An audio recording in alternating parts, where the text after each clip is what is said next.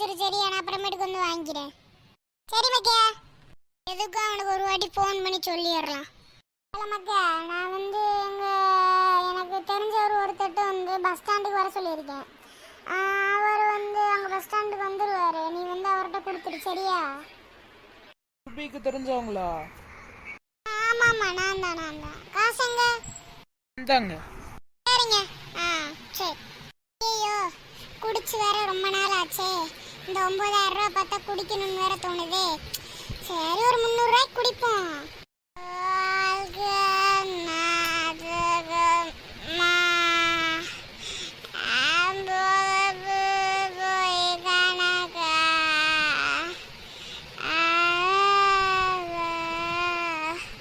நமக்கு 9000 ரூபா கொடுத்துட்டானா?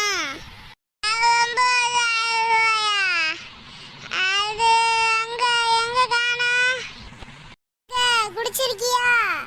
ஆமா மக்கா, நீ கொடுத்த 9000 ரூபாயில தான் குடிச்சிருக்கேன். மக்கா, 9000 ரூபாய்க்கால குடிச்சா? நான் வந்து என்ன சொல்ல? ஆமா, 9000 ரூபாய்க்கு தான் குடிச்சிருக்கேன். இனிமே நம்ம யார்கிட்டயாவது காசை கடனா கொடுத்துருந்தா அந்த காசை வாங்கணும். அதுவும் நம்மளே தான் வாங்கணும். எவ்வளோ பெரிய ஹிமாலய இலக்கு வேலை இருந்தாலும் அதை தூக்கி போட்டு அதை வாங்கிட்டு தான் அந்த வேலையெல்லாம் செய்யணும். தெரியாம இவனை வாங்க சொல்லிவிட்டேன்.